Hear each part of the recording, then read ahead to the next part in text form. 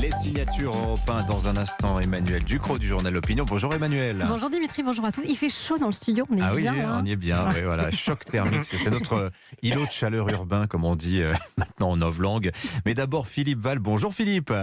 Bonjour Dimitri. Comme chaque lundi. Mais qui a donc eu cette idée folle un jour d'inventer l'école? Eh oui, haha, sacré Charlemagne. On se souvient du petit tube sympathique de France Gall d'hier. En réalité, c'était pas Charlemagne vraiment, parce qu'en Europe, l'idée de l'école est beaucoup plus ancienne. Dès la période présocratique, 5 ou 6 siècles avant Jésus-Christ, les écoles savantes pullulent. Et lorsque l'Empire romain prend le dessus, d'innombrables maîtres et d'innombrables copistes conservent et font progresser les savoirs dans tous les domaines. Pendant et après les invasions barbares et tout au long du Moyen-Âge, ces précieux savoirs judéo-grecs sont copiés et transmis dans une multitude de monastères, tels le Mont-Saint-Michel. C'est à mesure que la transmission des savoirs devient une institution majeure que l'Europe émerge lentement de la barbarie. Bon, on est bien d'accord, mais où est-ce que vous voulez en venir là avec ce petit cours d'histoire? La vitalité d'une civilisation repose sur la transmission des savoirs culturels, juridiques et scientifiques. En Europe, au fil des siècles, c'est l'école qui est devenue la dépositaire exclusive de cette mission, laquelle est une question de vie ou de mort. Alors en la matière, il y a de quoi s'inquiéter à la lecture de la récente étude de l'IFOP sur l'évolution des manquements à la laïcité à l'école. Oui, depuis l'assassinat de Samuel Paty, le nombre de professeurs qui craignent d'aborder des matières non conformes à une certaine vision de l'islam a augmenté de 20%.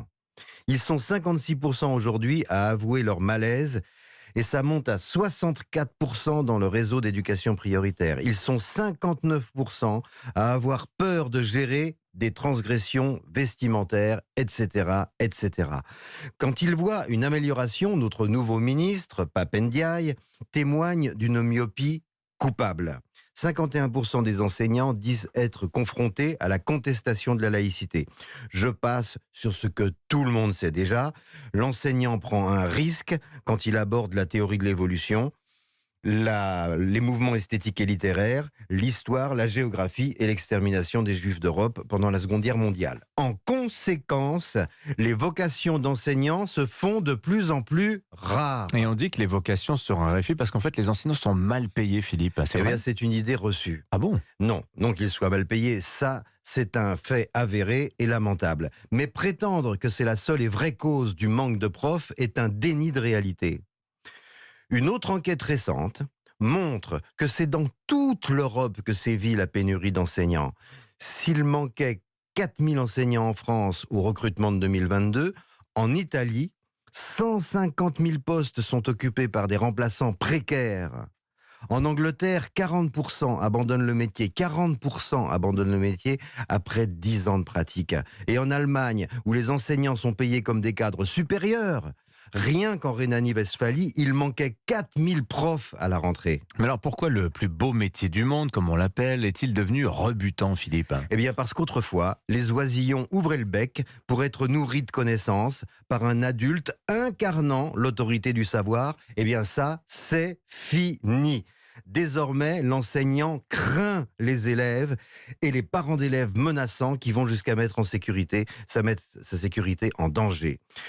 Plus que la médiocrité du salaire, c'est la peur d'avoir à se censurer pour des raisons de sécurité et la lâcheté de leur institution qui sont les vraies causes de la raréfaction des enseignants. C'est donc toute l'Europe qui s'achemine vers une panne de la transmission, Philippe? Les chiffres sont là. Et si l'on n'y remédie pas de toute urgence, la disparition de la culture européenne en sera la conséquence fatale. L'école brûle et nous regardons ailleurs et c'est le premier des périls planétaires. Car ce n'est pas l'ignorance, la bigoterie et l'analphabétisme qui vont sauver la planète. C'est au contraire l'apprentissage de la raison, de l'humour, de la science, de l'art et de l'esprit critique, lequel ne saurait prospérer sous les voiles et les abayas. Merci beaucoup Philippe Val, qu'on retrouve donc lundi prochain. Merci à vous. C'est Yann Moix qui sera à votre place demain matin.